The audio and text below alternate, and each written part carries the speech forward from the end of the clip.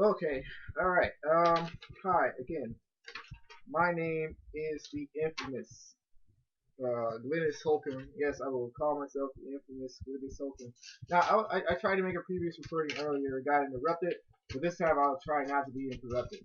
Um, now, I wanted to say, or I guess I'll say now, is that a concern of mine has been what would be the outcome of the George Zimmerman trial and what it would mean to blacks if it has if it turns out a certain way. Now, I before I get started, I want to talk about the media perception of I guess blacks and what blacks should be, or what the how they should cope with society. The first thing I would like to play, or I would like to just put out there is that ever since the end of slavery,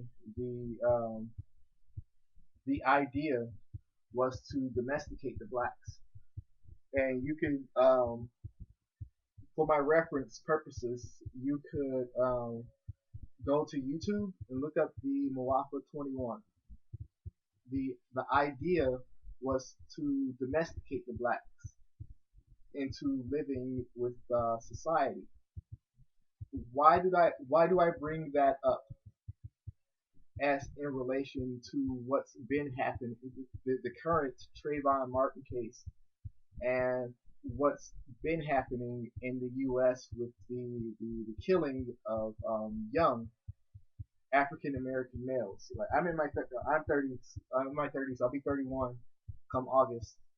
Um, the long argument was that these people will either revert to some state that is not malleable for society. This is again, let me sidebar. This is the white elite talking, not the. I'm not trying to jump all over the whole white population, because the whole white population are not guilty of this. Just like a common misconception is that mostly whites owned slaves, was which was not the truth, or which was not the truth. Now this is the idea that helped circulate a mentality around it was like counter to the I guess a movement of Black Pride that was promulgated in the 70s for to help blacks feel like that they are more valuable, that they have something to offer society that's not pretty much what society wanted at the time. The One of the biggest destructive things that I understand that happened to our culture, that I try to explain to a lot of my cohorts who are black. Notice I did not use the term African American, because I feel two ways about that.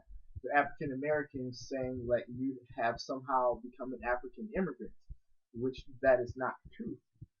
Um, the biggest one of the two of the biggest things that ever happened to us that made us go towards this mentality that a lot of the poor blacks have is hip hop music. Hip hop, I would namely blame hip hop one. Why? Because they sold a template of what black culture should be. And when they sold a template of what black culture should be, you have all these young people believing the lie, and in believing the lie, we held ourselves up to a standard that was, unreal, and in a very many many instances.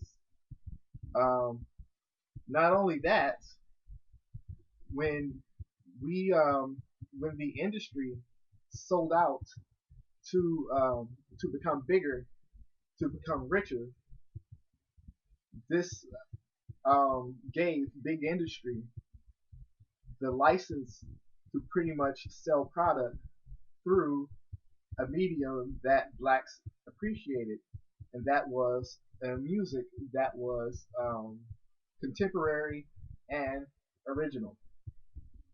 And it's not just that; it's other genres that are doing that. A lot of pop music do it to the white population as well. A lot of like I'm a rock man. I like rock. I remember but I don't have a lot of time to talk about other instances.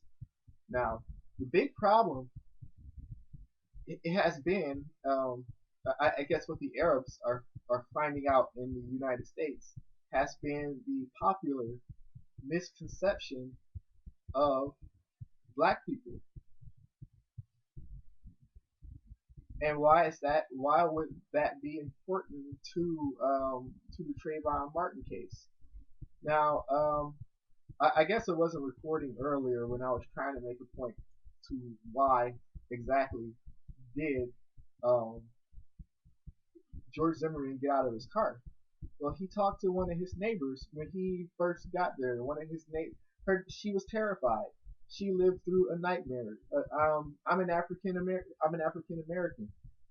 There's tons of African American homes that happens to have home invasions as well. She was an unfortunate victim of another race coming in and perpetrating a home invasion on her. She didn't know what they were there for property. She didn't know if whether she had to feel fear for her life or not. And you know what? If she had a gun in that situation, she would have been justified in killing those two kids. She would have been justified in doing it because it was her property and her house, and she has a right. She has a right to feel safe in her house. Why didn't anybody go on television and say, "Oh, okay, well, we need to have a national discussion about why um, blacks have been largely known to be perpetrators of these crimes?" It's a very simple answer. One, it's because they're black and it's because they're poor. It's that if somebody was like 50 Cent, who may be known to have a little bit of money, go off and perpetrate a crime like that where they know he had money, he had no reason deep down to do that, then okay, well, yeah, you would have gotten more news on that. Now, the other thing is crime is crime, no matter how you put it. A crime is a crime. But there are some crimes, like people like to piggyback off of the war on drugs to go after African Americans. I would again cite another book that is worth reading, that is worth going over, is the new Jim Crow. That is a very old thing. A lot of these actions that black that a lot of poor African Americans, I'm sorry to use the word, that a poor black people perpetrate has been deeply embedded into the psyche since for a very long time, and I guess when the whites cannot seem to sympathize, so maybe they should not. I mean, they're a victim after all, and maybe they should not say, okay, well, we sympathize. That is aside for our conversation that to have after the perpetrators were apprehended, because the whole idea is to get them to turn away from this crime. Now, I mentioned earlier when I was talking about the domestication of the domestication of the blacks, which has a lot to do with that. The domestic, you mean if I can domesticate them, I can Get them to have a. They should have a job. They should live. I'm speaking now. I'm speaking as mostly white America has it and stuff. But these aren't people who are poor, who are living alongside these minorities, who are exposed to who are exposed to the culture, and who are pretty much being herded into this cattle prison system that is, sucking people out of the street left and right for slavery. This is a person who would call themselves well off. Now, I'm going to speak just like what they would say. Okay, they should have a job. Everything should be working fine because everything's fair. If there was an idea of racism, it would come directly from that everything is fine, that everything is fair, that everything since slavery ended for the for I guess by a majority of the for the African Americans, um, then they should know what to do when they should be allowed to get a job. They should be useful. They should be this. But when you Frederick Douglass, I think, and you'll look at this a lot of this in the Moalpha 21. I think Frederick Douglass was right. He was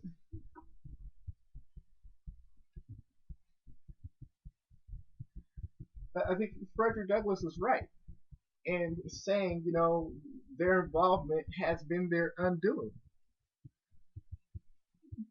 Their their involvement has been their undoing. All they want is to be left alone. What happened to black culture in America when it was left alone? They did things like they ran the norm. They had tight communities. They had pride. They had honor. They had integrity. They did things like run the numbers because running the numbers was not illegal. It was an industry that the black society used to help retain their wealth. What was another thing that they've done? We had like our Black Bottom in Detroit, Michigan. There's a freeway running through where Black Bottom used to be, where Black Bottom used to be, and the other, and we on top of that, we have the idea of chasing money because you get items, you get money. You don't get the utility out of them. That's not why a person steals an item to get utility out of it. They steal it to get money. And what do they do with the money? They don't retain it. That's like, okay, well, you might as well go to a job. You might as well go anywhere else and get any sort of money that you have to pretty much sell your soul to get because you're going to take the money and the money is going to do the same thing. It's not going to build your wealth because you know from what your mommies and what your daddies told you that you get too big, Big Brother is going to come and shut you down.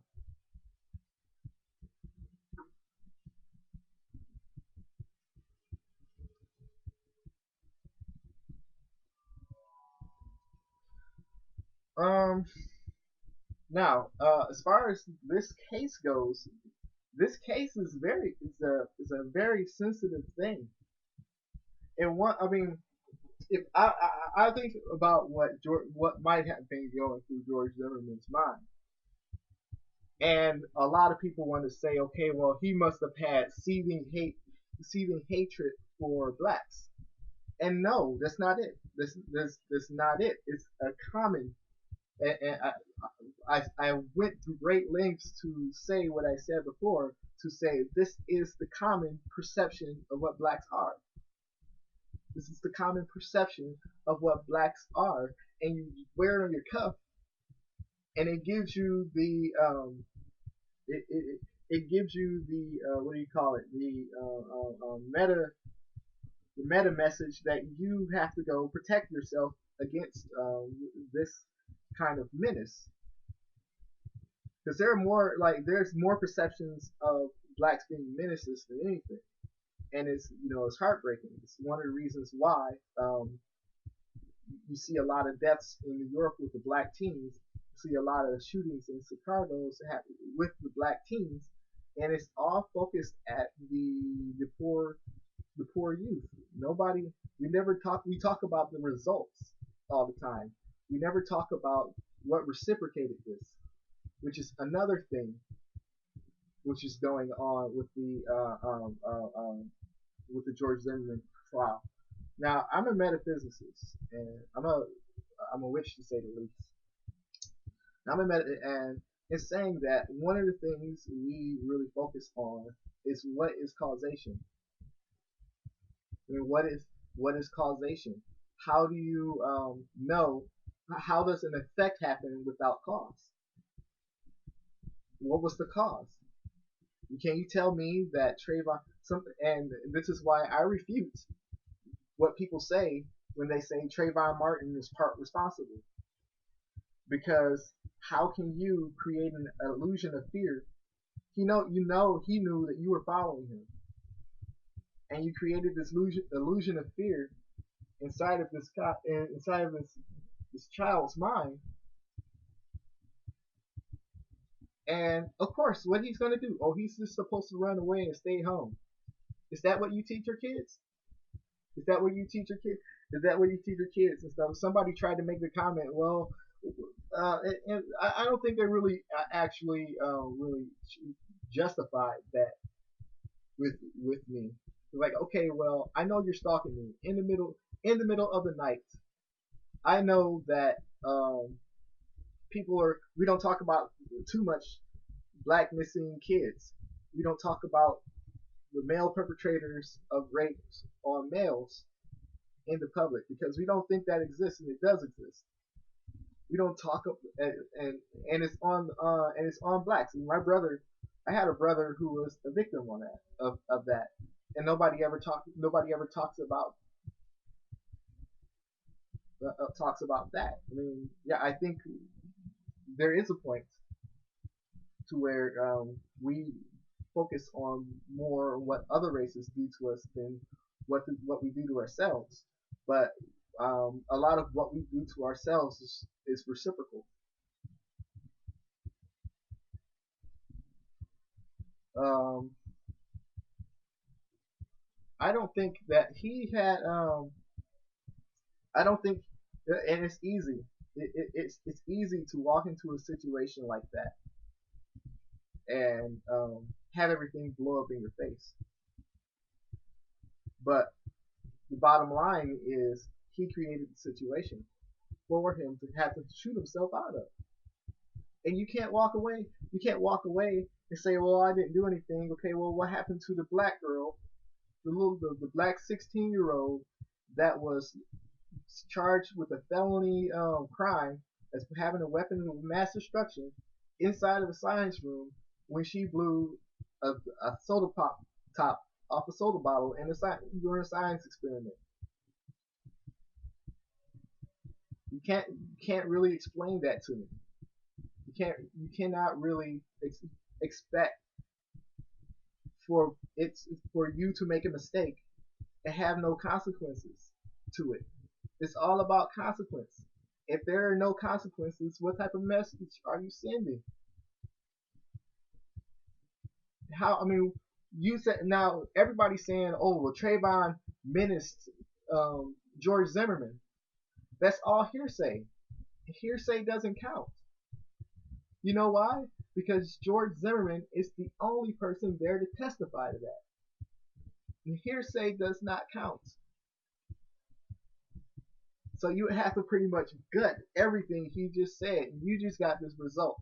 And now you have his friends on the outside saying, okay, well, there was MMA style combat. Was that a Freudian slip? MMA style combat? How did his friend, and he took it back. He took it back and he said, "Oh, well, you saw this." No, he took it back. I think he was kind of thinking about what he said. But was that a Freudian slip, or can they have not proven that Trayvon Martin was the one taking MMA classes? So I think there was something up with his friend coming out describing the actual combat scene just like that. The evidence shows that this it was a tussle.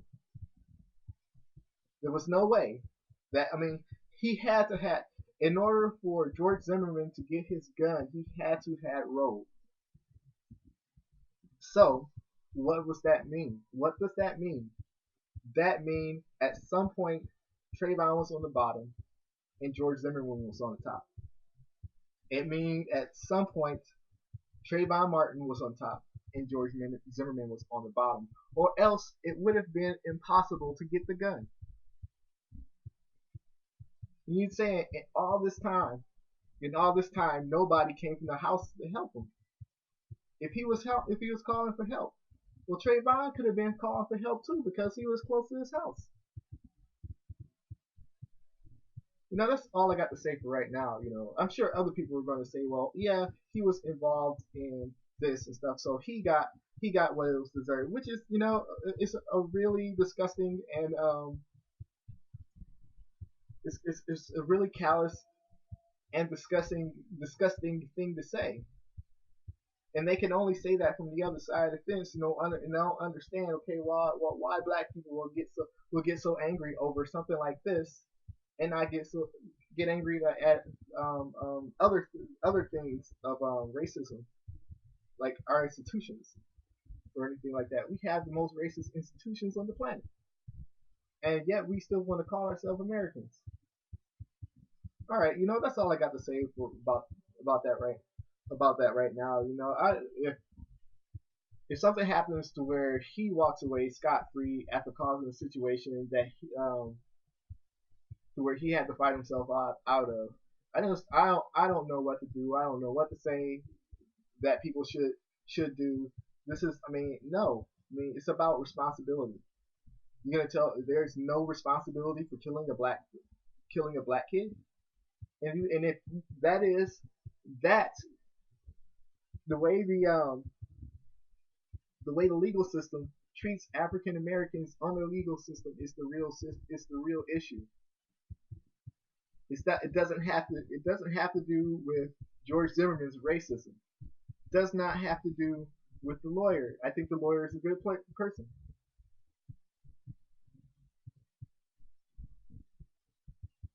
I think everybody there's a good person. I think George Zimmerman made a mistake that there must be consequences too. And if they let him off, there will be consequences. All right, that's all I got.